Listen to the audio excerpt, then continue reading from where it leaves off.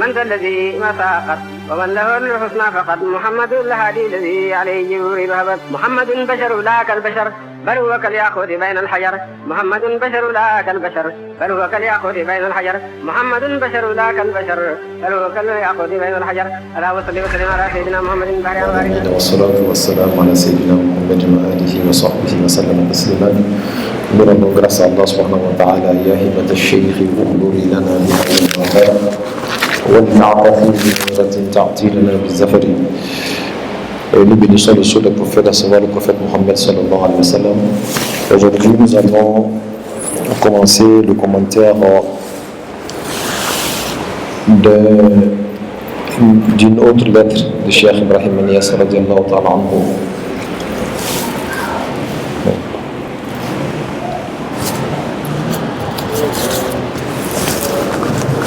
Alors cette lettre-là a une importance capitale. Elle est très importante parce que Cheikh Ibrahim Niass radiyallahu ta'ala anhu, il s'était confronté à certains Mauritaniens qui, en leur époque là-bas, disaient qu'eux, ils avaient toujours une excuse à ne pas faire l'ablution. Et comme vous le savez très bien, en Mauritanie, il y avait des problèmes d'eau. Alors pour avoir de l'eau, ce n'est pas du tout facile à ces époques-là. Alors donc les gens venaient à Medina Baye, surtout quand ils viennent à Medina Baye, ils venaient à grand flot, des hommes comme les femmes. Et ils quittent en Mauritanie, ils arrivent, Inch'Allah, même à Medina Baye où il y a l'eau. Mais ils continuent de dire que non, qu'ils sont excusables, ils peuvent prier sans faire l'ablution. Et quand Cheikh Ibrahim Niass a appris ça, il n'a pas été du tout tendre avec eux. Il les a donné le conseil qu'il faut, Inch'Allah. Et en même temps, il en a profité pour résoudre le problème de toute personne qui se réclamerait de Cheikh Ibrahim Niass sans suivre les traces de Cheikh Ibrahim Niass. Alors donc, on va lire un peu la lettre en arabe avant de revenir sur le commentaire en langue française. C'est d'arabe, tu vas commencer. Assalamu alaikum. ويرزقنا وإياكم حلاوة الإيمان والصدق في العبودية فيه مع القيام بحقوق ربوبيته ويغفر لنا وإياكم في انتماء أحبائه وأصفيائه ويتولانا وهو يتولى الصالحين إلا أني أوصيكم وأوصي نفسي بما وصى الله به قبلكم ووصاكم به وهو تقوى الله في السر والجهل والتقوى هو امتثال الامر واجتناب النهي وعاقبه المعقولات ومراعاه الصلوات الخمس في الجماعات في اوقاتها مع المحافظه على الطهاره المائيه والعجب كل العجب لمن ينتسب الى الله والى شيء من التجارب ويغفل عن صلاته او عن طهارتها ويتيقن بالصلاه ويدعي انه معذور والعذر لا يذوق ولا يقوم فريدا فإنا لله وإنا إليه راجعون فتوبوا إلى بارئكم فاقتلوا أنفسكم ذلكم خير لكم إذا بارئكم وعليكم بقراءة الخفيفة مع الإخوان فمن تركها منكم مرة وعند بال وصول كتابنا فنحن براء منه وليس منا ما لسنا منه فنحن ما سلك طريقتنا إلى من عمل بما نعمل به مع أصحابنا ولا بد من تجديد التوبة في كل وقت وفي كل مكان مع دوام مراقبة الله في سائر الأوقات والأنفاس عملا بقوله تعالى بقوله صلى الله عليه وسلم حاسبوا أنفسكم قبل أن تحاسبوا واجتهدوا في الصدق في معاملة سيدكم ومولاكم بحيث لا يجد واحدا منكم حيث نهاه ولا يفقده حيث عمله واياكم وملامسه شيء من المحرمات فالحرام يجر الى النار واياكم والغفله فان الغفله اصل كل خطيئه والشهوه وسوء العدل لان الحق جل وعلا يقول من كشفت له عن اسمائه انزلته العدل ومن كشفت له عن جمال ذاته انزلته العطر فعلموا باداب السلوك وقال الشاعر لكثر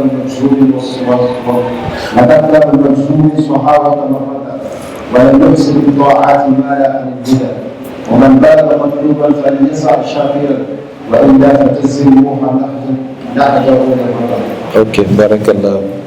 لقد خان مجزوم صح وتمردا ولم يحسن الطاعات ما لا عن الهدى ومن بلغ المطلوب فليسعى شاكرا وإلا فجزم الروح نهج أولي الردى. C'est une longue lettre. Même Armi n'a pas encore fini de lire ça, Inch'Allah. On va commencer par le commencement, Inch'Allah. Et à l'introduction, déjà, il nous enseigne que je le dis, Assalamu alaikum wa rahmatullahi ta'ala wa barakatuhu. Et je vous lance la salam, ainsi que la grâce et la barakat d'Allah subhanahu wa ta'ala. Il est un madadi maulana tijani. Regardez, Cheikh Ibrahim, toute fois qu'il parle, il dit, il s'appuie sur l'énergie spirituelle de Cheikh Ahmad Tijani. Toujours, il s'appuie sur l'énergie spirituelle de Cheikh Ahmad Tijani. En d'autres termes, ce que je vais dire là, considérez que ça provient de Cheikh Ahmad Tijani lui-même. Et ne peut s'exprimer ainsi que celui qui est Khalid de Cheikh Ahmad Tijani. Si vous voulez, lisez les lettres des autres khulafas. Vous allez voir rarement de khulafa qui parlent toujours en Maladi Maulana Cheikh Tijani, en Maladi Maulana Cheikh Tijani. Et Cheikh Ibrahim Niass a insisté sur ça pratiquement durant toute sa vie. Et Ya Himmat al-Sheikh, Ukhduri lana bihaza al-Bahdari wa ta'atafi bi nazratin ta'ati lana bi zafari. Regardez, il y a beaucoup de maisons de la Tariqa Tijaniya. Donc on a l'impression que c'est Cheikh Ibrahim Niass qui a inventé ça, alors qu'il n'a pas inventé ça. C'était là. C'était là. Mais vous savez qu'au activé le manque de wakati de la Génération. Donc chaque fois quand il parle, il sollicite toujours l'énergie de Cheikh Ahmed Tijani. C'est comme si en ce moment précis là, il laissait Cheikh Ahmed Tijani s'accaparer de lui. À tel point que ce n'est plus lui qui parle, mais c'est plutôt Cheikh Ahmed Tijani qui parle. Et ceux qui ont fait la tarbiya peuvent savoir ça. Quand Dieu se manifeste, c'est Dieu qui parle. Quand le prophète se manifeste, c'est lui qui parle. Aussi, quand Cheikh Ahmed Tijani se manifeste, c'est lui qui parle. Donc que Dieu nous donne la bonne compréhension. Il dit Yalihi min as-su'al min Allah tabaraka wa ta'ala. Il dit ensuite, je demande à Allah subhanahu wa ta'ala an yusliha ahwalana wa ahwalakum. Que Dieu corrige nos différents comportements, nos différents états vis-à-vis d'Allah subhanahu wa ta'ala. Wa ma'alana wa ma'alakum. Mais aussi qu'il corrige notre devenir. Parce que l'être humain, son devenir est dans les mains d'Allah subhanahu wa ta'ala. Et celui qui sait que tu peux quitter d'un état à un autre état de manière négative. Alors Dieu qui sait ça là, si tu lui demandes, il peut faire que tu quittes d'un état négatif à un état très positif. Donc ça fait qu'à tout moment, les différentes transformations qui se produisent dans ta vie là partent du positif à plus grande positivité et ainsi de suite. Alors donc le musulman doit être très informé de cela et demander cela à Allah subhanahu wa ta'ala. Alors, il doit et il prie Allah subhanahu wa ta'ala qui nous donne le goût de la foi. Je vous ai dit toujours, ce n'est pas tous ceux qui prient qui ont le goût de la foi. Il y a des gens qui prient, mais c'est plutôt une corvée. Ils prient pour se débarrasser de la prière parce qu'ils ne ressentent aucune joie dedans. Quand c'est comme ça, on ne peut pas être excellent dans la prière, puisque toi tu pries comme si c'était un fardeau. Mais celui qui est excellent dans la prière, c'est celui qui prie ayant la joie de prier. Parce que cette personne a le goût de la prière. Quand vous regardez dans Daïratul Matalib, il met même cette prière dedans.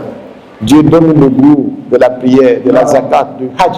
Parce que toutes les actes de dévotion là, ne font que les personnes qui ont le goût de les faire. Et souvent on saute là-dessus parce que c'est une petite prière, mais c'est une grande prière de demander à Allah subhanahu wa ta'ala, Dieu donne-moi le goût du savoir. C'est ça qui te pousse à chercher davantage de savoir. Dieu donne-moi le goût de la prière. C'est ça qui fait que tous les nafilas tu les fais. Dieu donne-moi le goût de la zakat. C'est ça qui fait que quand tu donnes, tu as envie de nous donner. Mais celui qui donne comme des corvées en état de contrainte, quand la personne donne une fois, pour donner une autre fois, là c'est compliqué. Parce que ça n'a aucun goût. C'est comme toi tu manges un plat, c'est pas de goût. Pour revenir sur le même plat là, c'est pas facile. Hein? Même si madame te demande, tu dis, ah on fait quoi? On fait le plat de la fois dernière. Tu dis, non, on fait pas ça. C'était pas tout dans ta bouche. Et là, qui je mets dedans, j'avais rien dedans. C'est comme ça aussi l'adoration. Il faut prier Dieu, que Dieu vous donne le goût des actes de dévotion. Toute prière, toute action de dévotion que tu fais, prie Dieu qui te donne le goût. Ça fera que tu vas les multiplier. Parce que s'il retire le goût dedans, alors tu laisses tes bras et tu laisses tomber. والصدق في العبودية مع القيام بحقوق الربوبية. Alors, il va vous dire une très grande notion. Hier, nous avons parlé du soufisme. Baïnias, il prie Dieu que Dieu fasse de nous des véritables soufis dans cette prière. Amen. Il dit, je prie Allah subhanahu wa ta'ala. Il dit, al-iman wa sitr fi al-ubudiyya ma'al qiyami bi huquq al-rububiyya. Que Dieu nous donne la sincérité dans notre état de servitude. Amen. La sincérité dans notre état de servitude, malgré ça, qui nous donne les moyens d'accomplir ce que Dieu nous a demandé comme devoir de le faire vis-à-vis de sa divinité. Et toute la religion, ce sont ces deux grandes prières. Sitr al-ubudiyya, ça se passe dans le cœur. Al-qiyamu bi huquq ar-rububiyya, c'est le Zahiri qui le fait. Il ne faut pas te dire que comme Dieu t'a donné la sincérité, donc tu as eu une dimension de la tawhid, que toi tu dois dormir, tu ne fais rien. Alors il ne faut pas aussi dire que comme tu es acharné à faire l'adoration physique et corporelle, que cela veut dire que tu t'en fous de l'état de ton cœur. Ce sont les deux là qui sont ensemble. Et quand tu regardes le soufisme tout entier, c'est de veiller sur à la fois ton cœur et ton corps. Ton cœur et ton corps. Tous les soufis qui ont dit qu'ils ont atteint une certaine dimension qui fait que eux maintenant ils s'en foutent de l'adoration. On dit wasalu walakinnahum ila saqar. Ils ont atteint le Dieu qu'ils veulent atteindre, mais ce n'est pas Dieu qu'ils ont atteint. C'est plutôt l'enfer qu'ils ont atteint. Alors donc, le soufisme, ce sont ces deux grandes dimensions. الصدق بالعبودية والقيام بحقوق الربوبية. Être sincère avec Dieu et accomplir tout ce que Dieu t'a recommandé de faire. Voici tout le soufisme qu'il y a là. Donc Allah m'a fait beaucoup de monde.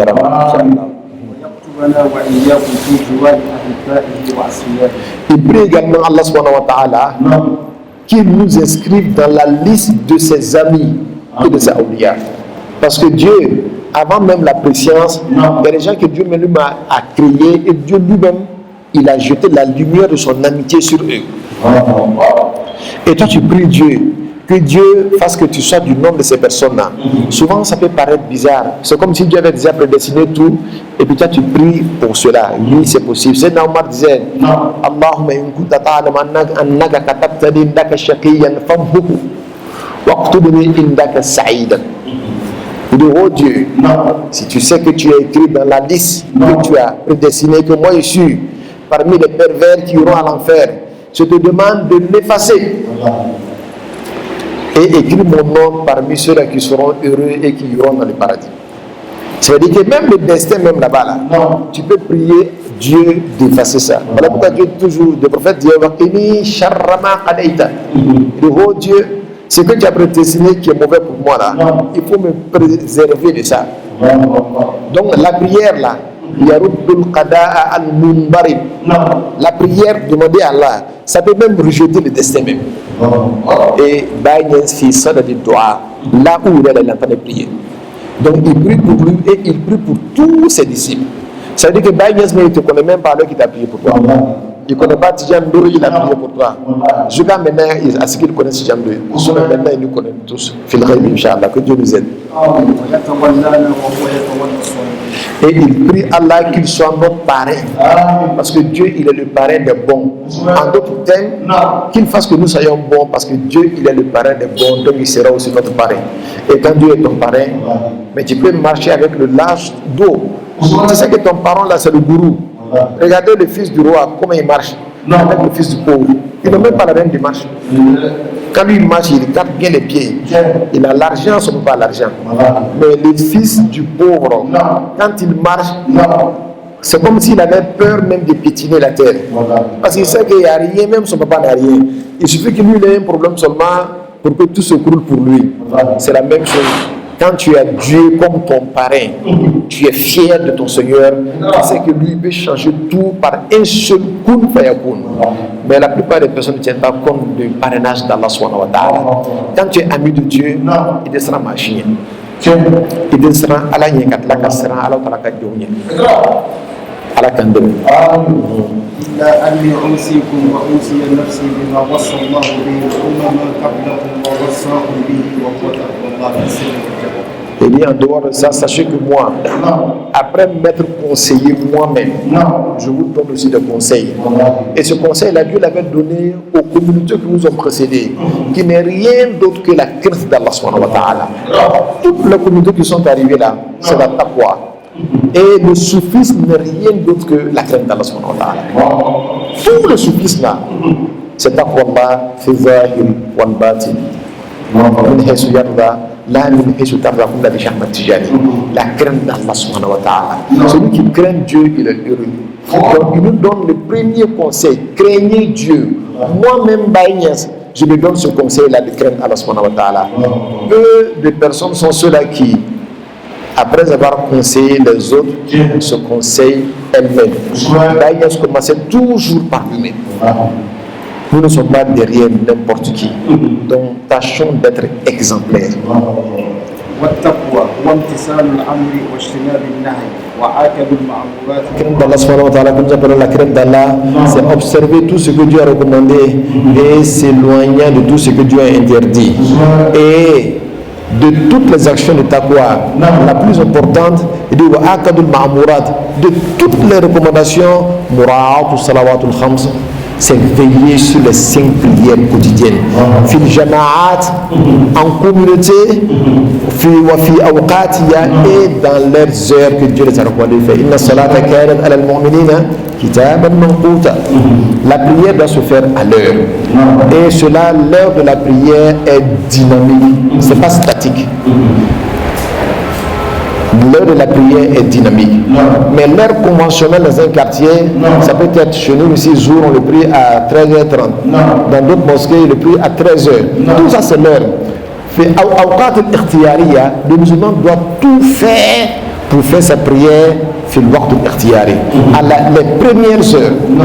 Mais quand il dépasse les prisonniers qui ratent d'avoir tout darouri, ce n'est pas permis à tout le monde. C'est comme quelqu'un qui est contraint, comme quelqu'un qui était saoulé, je veux dire qui était évanoui, et il s'est réveillé dans le waqt darouri. En ce moment-là, lui, il prie dans le waqt darouri. Mais pas quelqu'un qui ne fait rien, qui est en train de causer. Le waqt ikhtiyari est là, il ne fait rien, il attend jusqu'à le waqt darouri rentre. Même dans la Malikiya, la personne a péché. Parce que tu ne fais rien. Une femme qui était dans les menstrues, et puis elle s'est purifiée, fait le waqt darouri, elle prie là-bas. Mais toi, tu ne fais rien. Tu es en train de causer seulement. L'air appréciable est arrivé. Tu laisses ça jusqu'à Waqtu Darouri Antibi Nafsin. Tu as péché. Donc, il insiste à ce qu'on fasse la prière à ces heures de choix. Ce sont ses premières heures. العجب كل العجب لمن ينتسب إلى الله وإلى شيء الالتجاب ويغفل عن صلاته أو عن طهارتها ويتيمم للصلاة ويدعي أنه معذور. Il dit que lui, il voit que c'est très étonnant de voir que quelqu'un se réclame de Cheikh Ahmed Tijani et que cette personne oublie ses prières, oublie la purification, l'ablution pour faire ses prières, et que cette personne passe le temps à faire l'ablution sèche qu'on appelle la tayammum, et il dit que non, qu'il a une contrainte, alors que la contrainte ne dure pas. La contrainte pour ces personnes qui sont dans les grandes villes en réalité, ils n'ont pas d'excuse pour cela. Et comme je l'ai dit à l'introduction, c'était des personnes qui avaient adopté de laisser aller, la facilité. L'eau est là-bas, il préfère s'asseoir là, et je ne dirai pas le nom, il préfère s'asseoir et faire la tayammum au lieu d'aller prendre l'eau pour faire l'ablution, et il prie. Ces personnes-là, on en a Tchaya Madina. Et quand Bagnès a appris ça, il était obligé de faire, Inch'Allah, ce wasiya-là. Mais en même temps, dans cela, il résout nous tous nos problèmes. Et je vais trouver que c'est des personnes qui viennent d'une même communauté. Ils sont quittés du même village, ils sont venus s'asseoir à Medina Baye, et c'est comme ça qu'ils font. Et là, vous tous les Ouattara, vous ne pouvez pas être dans la même contrainte. Vous tous les Doumbouya, vous ne pouvez pas être dans la même contrainte. Alors donc, il était en train de leur donner des conseils. Soyez sérieux dans votre relation avec Allah subhanahu wa ta'ala. Voilà pourquoi il a commencé en étant sincère, sidq ubudiyya avec Allah subhanahu wa ta'ala. Ne dites pas que vous avez fait la terre, vous connaissez quelque chose. Voilà pourquoi vous allez minimiser la prière. Vous ne faites plus l'ablution. Vous vous contentez de faire la terre. La terre ne vous a jamais demandé ça. Faites les choses correctement. Ok, donc on finit ici là.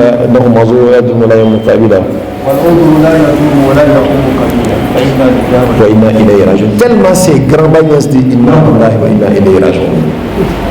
Donc si quelqu'un se trouverait dans cette situation-là, que la personne se ressaisisse. C'était un chef sérieux et il ne veut que des disciples sérieux. Face à la que nous sommes tous des disciples sérieux. Alhamdulillah.